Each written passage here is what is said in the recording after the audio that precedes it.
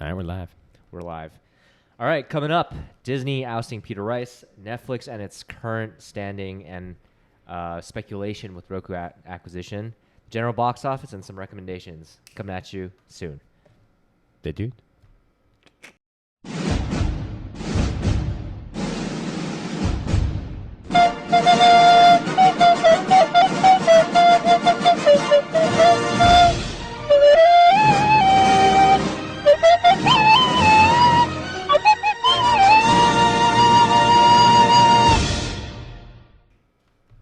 All right.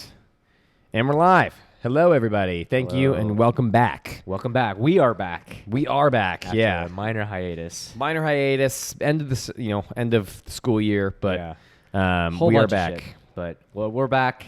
This is the Entertainment Business Review, episode 15. I think it's 15. Yep. 15. Oh, 15. okay. Yep. Okay. We're back. Double Took a little bit of digits. time.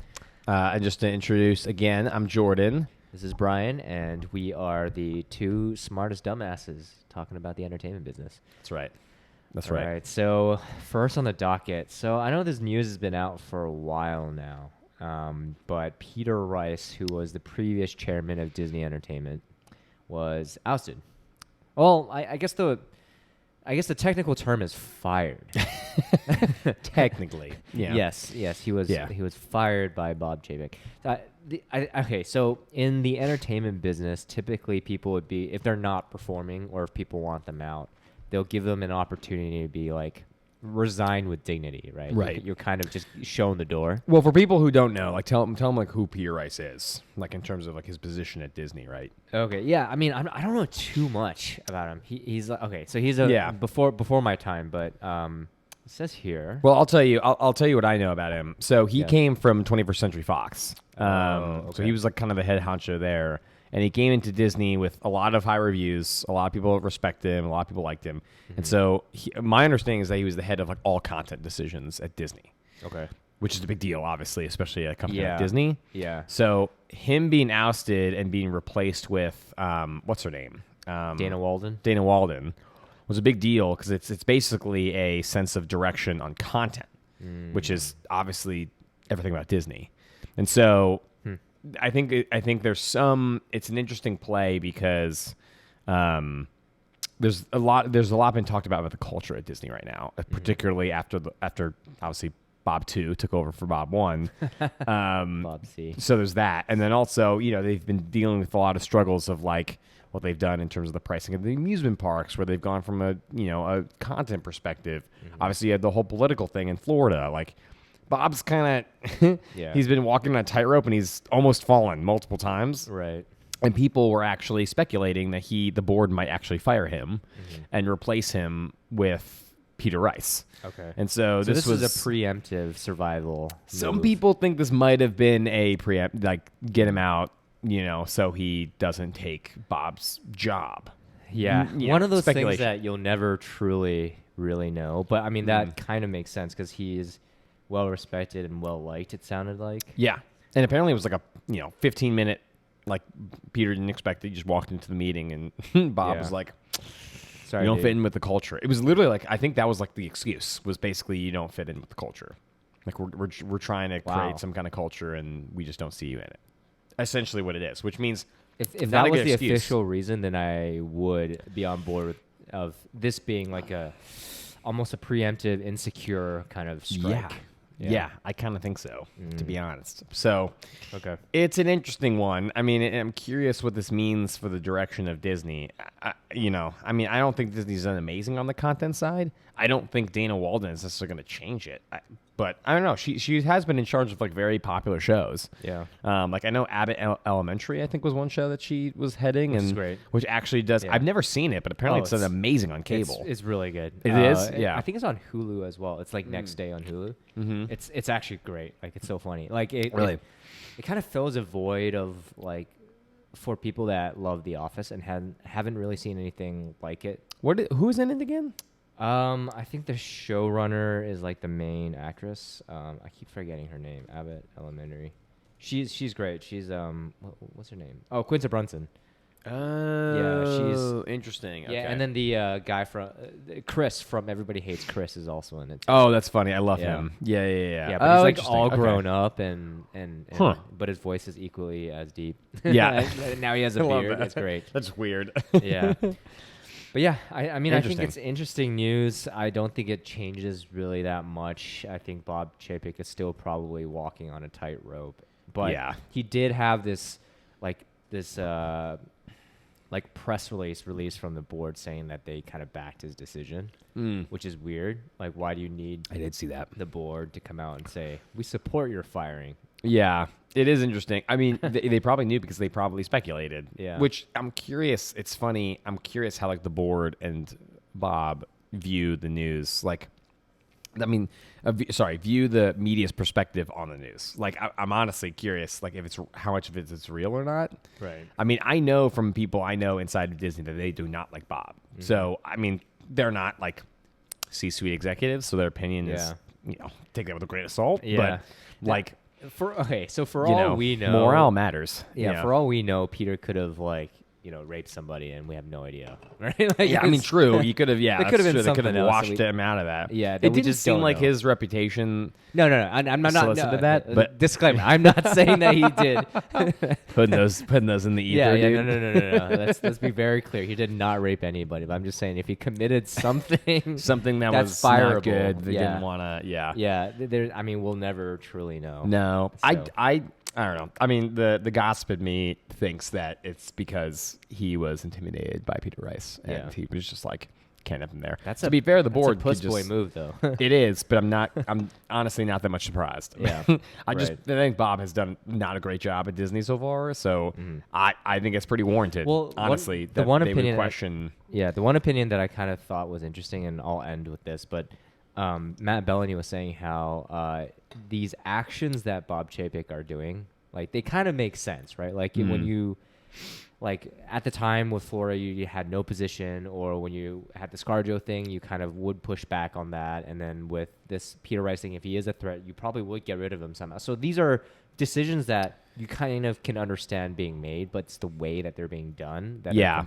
completely off. He's base, right? executing poorly. Yeah, he's executing poorly. Which is So- funny because he was like, I feel like he was known to be a good being able to execute. Right. He's in the his member, old job. He's the numbers guy that can execute Right. and make things move. Yeah. Right, and he seems like he's executed in a poor way all Yeah. the time. Like the ScarJo thing, like that should have been handled not Yeah. publicly, Right. but it went out to the public, and that's Yeah. kind of on him. Like Yeah. he should have worked with her before that happened. So Yeah. we'll see. So, yeah. So I mean, it doesn't really move the needle for me in terms of like actually like going to impact Disney, in my Yeah. opinion. Yeah, But all right. So moving on. we'll see. So Netflix, I feel like they're always in the news in the last Yeah. couple, like negatively. Well, yeah, since that earnings call that shocked everybody, where Yeah. they projected, they There's a announced magnifying they glass had on them, 200,000 loss, and then they're projecting a $2 million loss. 2 million subscriber loss the next quarter. I think that shocked everybody, and I think the reason why it's also big news is not only because it's negative for Netflix, but Netflix is kind of the litmus test for the entire idea of streaming as like a Right. viable business. And if Netflix can't get there, then like, what does that mean for everybody else? You know, like Netflix is barely cash flow positive. You know, they make money, but you know, what's real is cash flow. That's what's really happening with their company, and they're not. It's mostly negative. Yeah. So there's still a question of like whether this is a viable business just generally. Yeah. And if Netflix is hitting a ceiling, what does that mean for like Peacock? Yeah. You know? Well, So I think it kind of just messed with everybody's yeah. thing. So now Netflix has to deal with, obviously, they have to deal with ads, which they've never gone into. And they have to decide whether, do we want to build it up? Do we want to buy? Do we want somebody else to like maybe manage our ad load that we just like outsource it to a third party? Yeah. You Well, know. I come to Netflix's defense here just because they've reached a point in a single business model that has like reached complete saturation in the U.S. market. There's only yeah. few companies that can say they've done that, right? Like Google, Facebook, some other companies. Right. And so they've just done it for the subscription video on demand model, right? So it was only natural that at some point they would hit the ceiling and then try to pivot or alter their business model. Yeah. And so like going into ads, I think makes sense. They were able to roll it out so quickly, right? Yeah. I mean, you have to tip your hat to how quickly they can move and how quickly they can make things happen.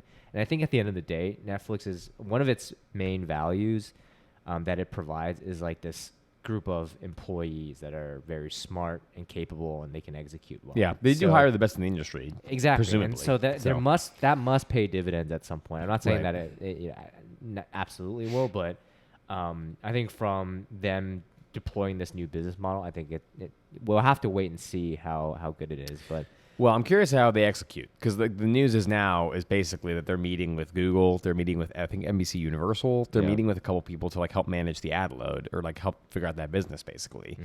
I know Google it's Ad Manager right? is huge. Yeah, it's partnerships. Okay, so how do they partner with these companies? I don't know the exact logistics of ad sales really, so I don't know to a certain extent besides like the very limited knowledge that I have within my own job now. But it basically you need somebody to manage your ad load. Either that's whether you're selling direct ads, like you're actually like working with an advertiser. So if like Tide wants to advertise, you actually are working with a representative from Tide. Yeah. There's also something called programmatic sales where like you basically have a system that manages kind of like Google Ad Manager. Yeah, you bid that will basically just time.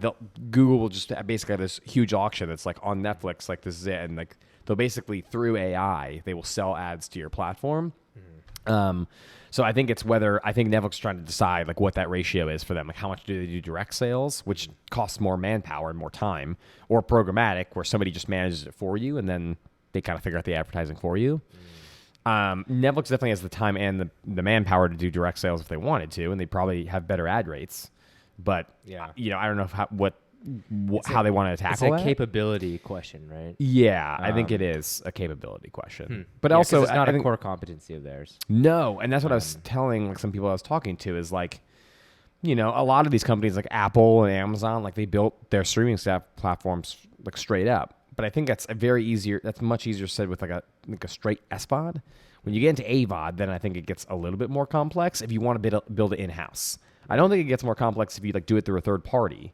But because you have your own proprietary streaming platform, that's like a whole other ecosystem that you need to create and manage. Yeah. Because you can't just like be like change it to an AVOD and you're done. Like you need to sell ads. Right. And you need to manage ads. And you also need to like vent the ads so you're not having like inappropriate ads on your platform. From my understanding, that business is still very much like Salesforce driven. So it is acquiring the competency, and who's really competent at ads? Roku is. Well, that's kind of so there was speculation. Ted did come out and say he's not interested in Roku, but as we pointed out, like of course he's going to say that. He can't say he's interested. Yeah, it'd be literally market manipulation. So he has to say we're not interested in Roku.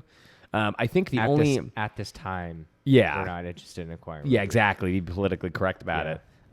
The only problem that I have with why they wouldn't do Roku is I don't know if Netflix really wants to get in the hardware game, and that's I think where the kind of iffy part comes in. It's like we don't know if we want to deal with like having Roku TVs, and that means our company is also negotiating with the other streaming platforms. It gets complicated. That's the big question, right? Because Roku is not just an ad platform. There's all these other little pieces that are not necessarily aligned with their business. Right. And Netflix is not going to Roku's not just going to sell only their. It compromises the like agnostic position that Roku has in the industry. So a lot will need to happen for that acquisition to actually make sense. And at this moment, it's still just speculation. Yeah. But yeah, we'll see. We'll see what happens. I think it's going to be a rough summer for them, but it's a rough summer for everyone. Yeah, so it's not a big deal. It's interesting though because the best content. Well, we'll get into our recommendations, but like some of the best content is coming out now. So a lot of the best content, movies and television are coming out now. I think they're kind of blowing their wad over the summer, which is fair. It's one thing that we didn't talk about was like if they are doing an AVOD tier, is there content like AVOD worthy, right? Like, that's interesting. So you're talking about like content windowing, where like some content is only available on SVOD. Yeah, or some content. Yeah, I don't know. Like how would they approach that? Like interesting. Where they even say like you actually can't get Stranger Things unless it's on the SVOD tier. Yeah, or you only get one or two episodes in some AVOD fast channel format. Yeah, they could do that. They could do that. It just adds a whole layer extra, right? Not every 100%. company has even figured it out from that perspective, but it just adds like more complexity. Yeah. No, it's Um, hard. And then you get into like, do you do stunts? You know, like if Yeah. if let's say you had on the AVOD, you had only 3 episodes of the first season available on AVOD. Well, what if the next season Stranger Things come out? Do you like maybe for a weekend release all of the things on Yeah. AVOD? And how much of like You know, Netflix's like- library is going to live in AVOD? And Right. like, will something be released in AVOD because it's like lower quality or something? Like, is that a signal? And now you're creating tiers within the content. Yeah. and then it becomes a whole becomes a whole thing. That's the challenge here. But Yep. Interesting.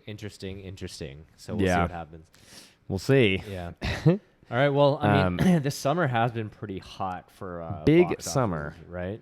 For a Yeah. lot. For I don't- movies and television. I don't think it's been like this since 2019, right? In terms No. of just like the excitement and some of the blockbusters coming out. No, I will say it straight up, box office is back. I Yeah. think moviegoing's back. I don't think You know what it is?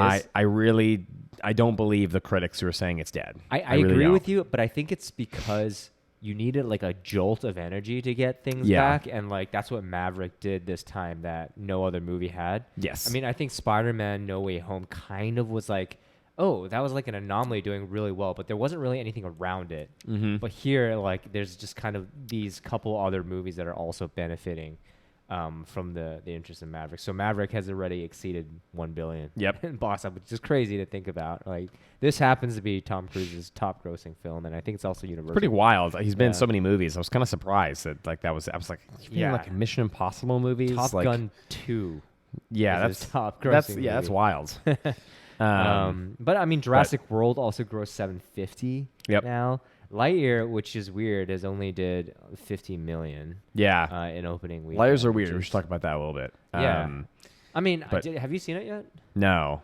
So Okay. well, so here's first of all, apparently the reviews are not bad. So there's that thing. I think they also suffered from a confusing marketing message. Yeah. Because they were like, this is the movie about Buzz, the character that Andy was obsessed with because, I mean, and that's the reason he got the toy. So it was difficult to explain from a marketing perspective. They frankly should have just said it was a spin-off Lightyear and just been done with it. Yeah. Like they didn't need to go like, this is the movie that Andy watched when he was a kid in Toy Story. Like it's too There's- complicated. Like there's people a are just not gonna, big- people don't give a crap. There's a big reveal or like a twist in You've the seen it? movie. Yeah. That makes that whole like, oh, this is the movie that Andy that makes that whole thing like Interesting. not make sense.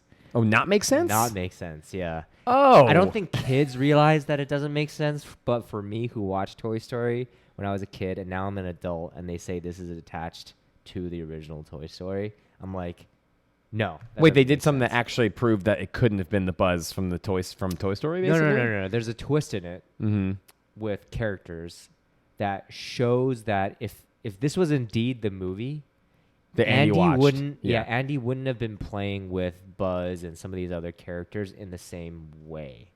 Well, now I'm fascinated. I don't want to reveal it, but like you should just watch it and like as an Interesting. adult I'm like this doesn't make sense. But Interesting, that okay. aside, I do think the movie was good. Yeah. It was a little bit messy in its messaging and like the direction. Like it was kind of like a MacGuffin movie where they're kind of going from place to place because they had to go from place to place. Yeah. It's kind of like that. Kind of hate that. Um, Yeah, I get it though. and like the lesbian kiss thing that was already rumored to be in it. That bothered me. Well, that bothered me for two things. It bothered me because what bothered me was Chris Evans attacking fans. I get, like he said, like he's basically said that people who don't like the gay kiss are going to die and they should die. Basically, it was something. Oh, Chris Evans said that. Chris Evans said that, and I was like, okay, like you're right. Like those fans are definitely in the wrong, but we Yeah. gotta stop attacking fans. Like Star Wars did it too when they were like, but by the way, before this episode airs, like everyone's gonna hate the black woman, and it's like the fans hadn't even said anything yet, and so immediately they were like, Star Wars people are racists, and they're attacking their fans immediately. I mean, can we just not attack fans? Like Yeah. just leave it as is. Pretend like the racism isn't happening. Why do you have to anticipate that people are going to be assholes? Yes, and it's also because fans will a lot of the times they'll criticize because the character is bad, and which frankly, at least in the Obi-Wan example, she isn't a great character. They fucked her, Yeah. and basically Star Wars, the official Star Wars Twitter account will come out and say, "Well, you're just racist." Oh, it's like, you're talking. what the fuck? Okay, I think I know what you're talking about. But in Lightyear, So in that Lightyear, kiss was nice. It Well- was like there was nothing about it. so that's my second problem. Yeah. Is the second? So first was that Chris Evans attacked, and I was like, "Come on, Chris." But the second one was that the kiss is not a big deal. Yeah. And when the movie kind of bombed, everybody on the Why other do side people of the blame spectrum were like, "Well, it failed because of the kiss." It's like nobody likes gay people kissing. I'm like, that's not the reason why it failed. Like, you're both wrong. Like, this Yeah. is dumb. It didn't fail because of the kiss. It failed because, like, I think this is the problem that I foresaw a while ago, where Disney was putting Pixar movies on Disney Plus for free, and they were like, "Oh, fans will view this as Disney Plus is more valuable." No. What happened was they viewed as Pixar movies are less valuable. Right. That's what happens. And Yeah. so what's happened is now parents and kids see that Lightyear's coming out, and they're like, "Yeah, we'll wait for this movie on Disney Plus, just like we did with Luca, just like we did with Soul. Encanto." Yeah. I think Encanto actually might have gone to theaters first, but Yeah. it blew up when it went on to Disney Plus. Yeah, no, I kind So- of I agree with you there. Yeah. I think we talked about that like one of the first few episodes, right? Like it was brand diluting.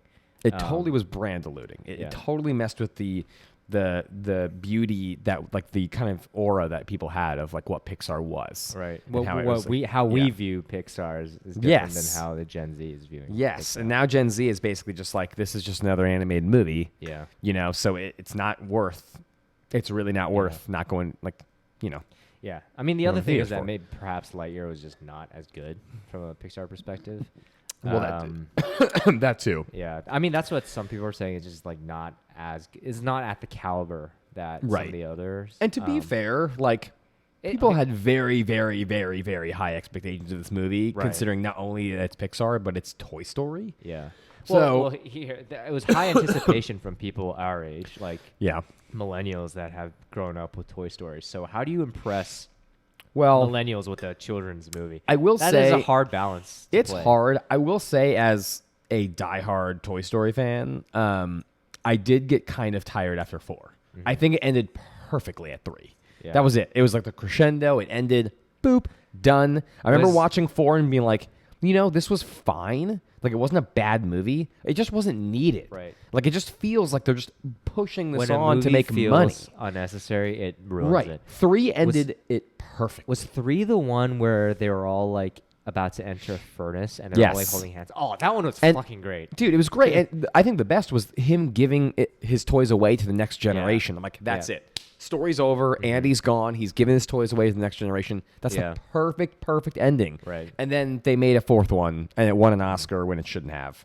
Yeah. And, I just like, the story was over. I hate when they push a story longer just to make money. When the story ended, the story was done. It was perfect. That's Matrix 4 too. Yes, which I still haven't watched. Yeah, and nor should you. Yeah, no. But I think the takeaway here is that summer movies are back, box office is back, and I think people are excited. I mean now Rich I'm like Greenfield can suck it. He's such a liar. He's such an idiot. he's been wrong many, been many wrong times. all the he also time. tweets it all the time, so it's like clear that his track record is like starting to miss a lot now. It's so obvious. It's so obvious. But like, yeah, I'm like now going into my AMC stubs and like booking movies in advance because I'm just like so excited to watch. People who used to never go to, who stopped going to the movies during COVID, I've talked to, and they're like, "Yeah, I went to see Top Gun. It was awesome." It's back. So people are definitely going back. They forgot Yeah. about the movies, but now I think there are finally movies that are in the box office that are enticing people to go. Yeah. And I good think word of mouth The, matters. the volume is still not quite there yet. No, But- well, yeah, And but I think that's mainly because the volume of movies has kind of slowed, right? Like, Yeah. production has not picked But, like, up to the same pace. next weekend, not this weekend, but I think next weekend is Thor Ragnarok, Thor. which is probably going to do amazing. Thor, God of Or Thunder. God of Thunder, you're right. Not Ragnarok, but like the sequel to Ragnarok, I feel. Yeah, yeah. But that's probably going to also do amazing. So, I mean, Christian Bale's in it. It's going to do amazing. yeah, dude, it's going to be fantastic. So, the and- box office is going to do And well. Thor is freaking next level jacked in this one. Have you Is seen he the not trailer? always? I mean, he was jacked before, but Yeah. as a No, he's as a ripped, dude. jacked person connoisseur, he is like on a whole different level. Oh, he's now. always been on like a completely different level everybody than else. anybody. Yeah, Yeah, agreed. he's nuts, dude. Yeah.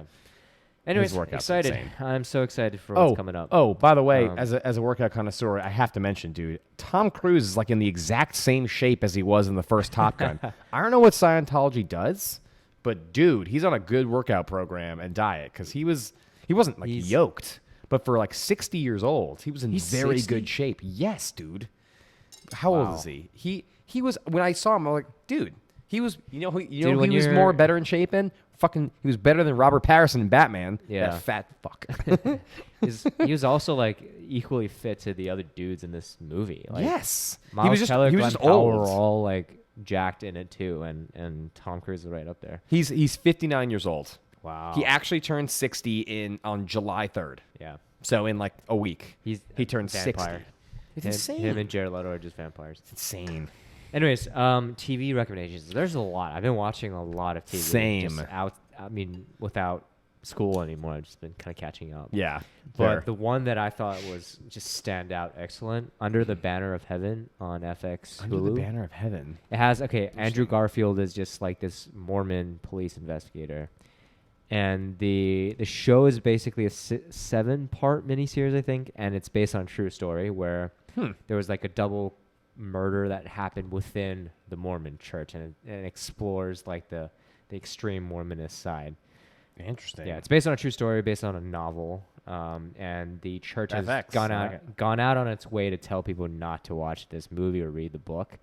So that should be interesting. But it's great. Andrew Garfield is fantastic in it, and it has very very it kind of Good cast. It kind of felt like like True Detective-y, like first season True Detective-y. So it was good. Yeah, I definitely highly recommend. One of the better series I've seen in recent times. Interesting. Okay. Nice. Yeah. What are you watching? I've watched a lot too. I thought Obi-Wan was garbage. It started strong, ended terribly. Okay, I'm on episode 2. Yeah, so it starts pretty good. Yeah. It starts okay. It gets worse. It's nice to see Ewan back. Yeah, it's so nice, dude. He's perfect. He's right in the role. Obviously, Christian Haydenson comes back.